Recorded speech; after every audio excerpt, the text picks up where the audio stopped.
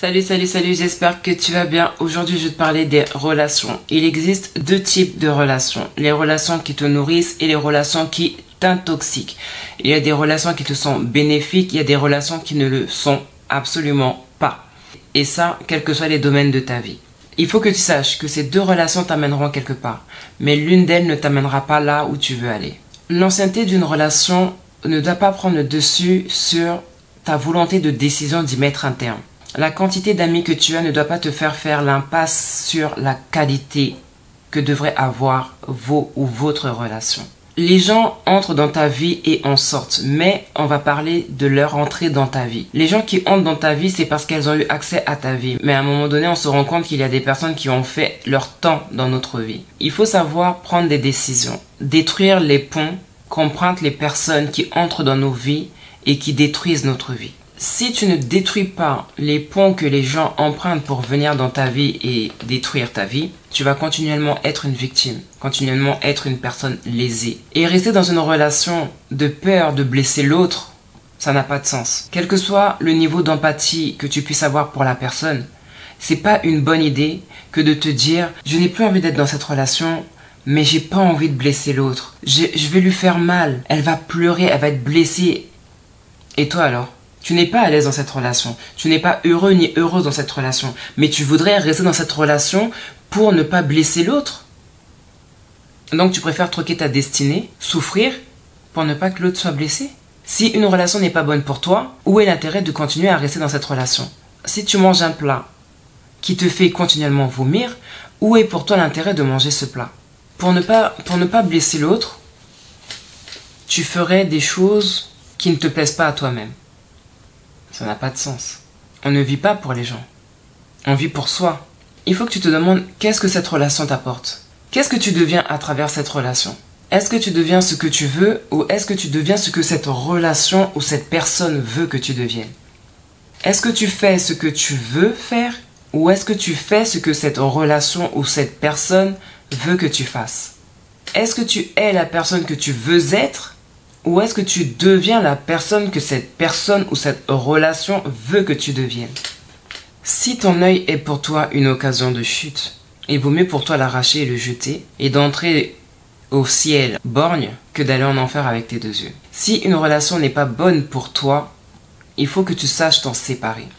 Il faut que tu saches couper les ponts, brûler les ponts. Pour que toute cette négativité, toute cette mauvaise influence, toute la toxicité des personnes qui viennent dans ta vie ne puisse pas se répéter, ne puisse pas se pérenniser. Il y a des gens qui sont faits pour toi. Il y a des personnes qui sont faites pour rester à tes côtés. Il y a des personnes qui ne sont pas faites pour rester à tes côtés ou bien elles sont là pour un temps. Un grand sage a dit « j'ai gardé ce que tu m'as donné ». Est-ce que la personne qui est à tes côtés t'a été donnée pour que tu la gardes, pour qu'elle reste? Ou est-ce qu'elle est à tes côtés pour une durée déterminée? Ou est-ce qu'elle est à tes côtés alors qu'elle ne devrait pas y être? Et c'est Jésus qui a dit « j'ai gardé ce que tu m'as donné ». Arrête de jeter tes perles au pourceau. En gardant des relations que tu ne devrais pas, en investissant dans des relations dans lesquelles tu ne devrais pas t'investir, en investissant ton temps, ton argent, ton énergie, tes conseils et j'en passe. Arrête de jeter tes perles au pourceau. Ton temps ne reviendra pas. Et ton temps, tu le passes avec la mauvaise personne. Et au fond de toi, tu le sais. Mais tu veux pas te séparer de cette personne qui n'est pas celle avec laquelle tu voudrais être ou devrais être parce que tu as peur de la blesser ou peut-être parce que tu as peur de ne pas trouver quelqu'un d'autre qui va t'accepter comme tu es. Mais pendant ce temps, tu jettes tes perles au pourceau. Et est-ce que tu penses que ça en vaut la peine? Parce que si un jour, tu en arrives à être sur ton lit de mort, tu vas regarder ta vie et tu vas te dire « mais j'ai pas vécu la vie que je voulais, j'ai été avec la personne que je ne voulais pas ». Est-ce que tu penses que ces regrets vont alléger ce moment difficile? Au contraire, ça va l'alourdir. Pendant que tu vis, pendant que tu en as la possibilité, prends les décisions qui font mal mais qui font du bien par la suite. C'est vrai que c'est pas facile de se séparer de certaines personnes, surtout des personnes avec lesquelles on est depuis un moment, en plus si ce sont des personnes toxiques parce que un attachement s'est créé. La personne a fait ses racines en nous. C'est pas évident de mettre un terme à ce genre de relation. Je le conçois. D'accord? Je ne dis pas ouais c'est facile, allez-y, c'est un plongeon facile. Non, pas du tout, c'est pas ce que je suis en train de dire. Mais toute plante qui a été plantée dans ta vie n'est pas forcée de rester planter dans ton jardin. Un jour, tu peux prendre la décision de déraciner l'arbre, la plante qui n'a plus sa place dans ton jardin, qui ne porte plus de bons fruits. À un moment donné, il faut arracher la mauvaise herbe qu'il y a dans ton jardin. Si tu veux pas voir tout ton terrain abîmé à cause d'une mauvaise herbe, à cause des mauvaises herbes. Toutes les personnes qui s'épilent à la cire vous le diront. Oui, sur le moment, ça fait mal, mais au final, on a le résultat escompté. C'est la même chose avec les gens qui n'ont plus leur place dans notre vie. Il faut savoir les enlever. Il faut savoir s'en séparer. Ça fait mal, mais il faut le faire. C'est la même chose avec les gens.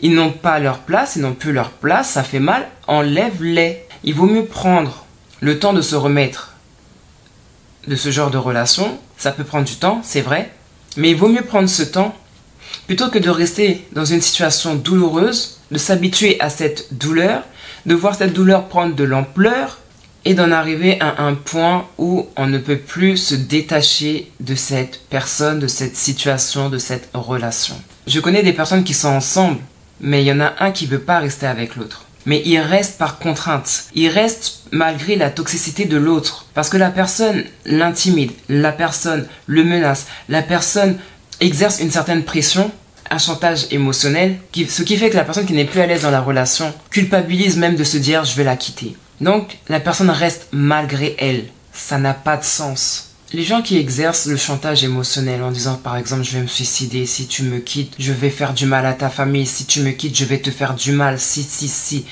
Tout ce qui fait peur, ça montre déjà que la relation n'est pas saine. Rester dans ce genre de relation, c'est l'arroser. Et ce que tu arroses, ce que tu nourris, ce que tu cultives, prend de l'ampleur. C'est pourquoi, tant qu'il est encore temps, arrache cette mauvaise herbe, arrache cet arbre, déracine-le, brûle-le pour ne plus que ta vie soit négativement influencée. Je le répète encore, il y a des personnes qui ne te correspondent plus. Au fil du temps que ta vie avance, il y a des amitiés, des relations qui ne te conviennent plus, qui n'ont plus d'efficacité dans ta vie. C'est alors qu'il faut que tu prennes la décision de t'en séparer, de prendre une distance. Il faut vraiment prendre ce genre de décision tant qu'on en a encore le temps. Parce qu'il y a des gens qui sont tellement malsains qu'ils posent des actes, qui commettent des actes irréversibles. On ne vit pas pour les gens, on vit pour soi. Les gens ne doivent pas avoir une quelconque emprise sur votre vie. C'est pas de ces gens-là que vous avez le souffle de vie quand vous vous réveillez chaque matin depuis votre année de naissance. C'est pas à eux que vous devez la vie, c'est pas à eux que vous devez quoi que ce soit. Des personnes peuvent vous avoir fait du bien. Ça peut être des personnes qui sont venues pour un temps dans votre vie pour vous apporter quelque chose, mais ça ne veut pas dire que vous allez leur être redevable éternellement. Et il y a des personnes qui s'octroient des droits dans votre vie sous prétexte qu'ils vous ont fait du bien à un certain moment. Ces gens oublient qu'ils ont pu être des envoyés de Dieu pour faire du bien, donc tu n'as aucune gloire à tirer du bien que tu as fait. Tu as été un instrument. Donc au jour d'aujourd'hui, vraiment il me tenait à cœur de dire à une personne, il y a une relation de laquelle certainement tu dois sortir.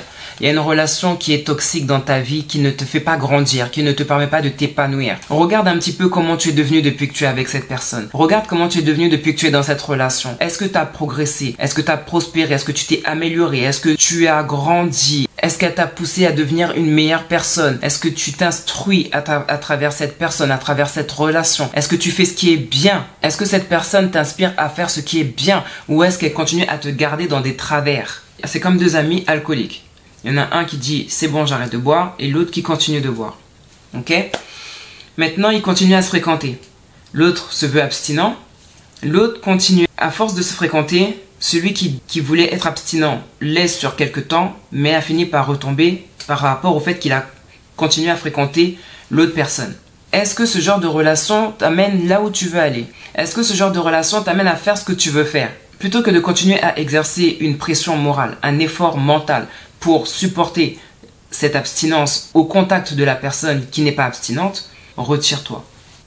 Ça sera déjà une pression en moins. Déjà, ça sera un effort à faire en moins. Parce que tu vas déjà lutter intérieurement pour ne pas consommer. Mais si tu es au contact d'une personne qui consomme et qui, j'en ai entendu, mais vas-y bois, ça va rien te faire. Ce genre de relation, tu n'en as pas besoin. Elle te pousse pas à aller où tu veux aller. Elle ne te tire pas vers le haut. Et il faut que tu retiennes une chose, c'est qu'une tomate pourrit les autres. Donc si cette relation ne ressort pas le meilleur en toi, je sais pas qu'est-ce que tu cherches encore. Et si tu ne deviens pas le genre de personne que tu veux devenir, que tu aspires à devenir, je ne vois pas ce que cette relation t'apporte. Donc je ne vois pas ce que tu cherches encore. Ne vis pas pour les gens, ne vis pas pour les gens, ne vis pas pour les gens, vis pour toi. Parce qu'un jour tu vas te retourner, tu vas te demander qu'est-ce que j'ai fait de ma vie. Et c'est pas l'autre personne que tu pourras indexer, mais toi-même. J'ai eu à cœur en faisant cette vidéo de vous faire un PDF avec les questions à vous poser pour évaluer vos relations, pour savoir si elles vous sont profitables, bénéfiques ou non, et de savoir quelles sont les décisions que vous devez prendre par rapport à cette relation. Je vous mets le lien dans la barre d'infos et je vous laisse télécharger et vous poser les bonnes questions. C'est pour vous, c'est gratuit, c'est avec amour. Voilà, c'est tout pour moi, je vous laisse avec ça. Sur ce, bon courage. Mouah.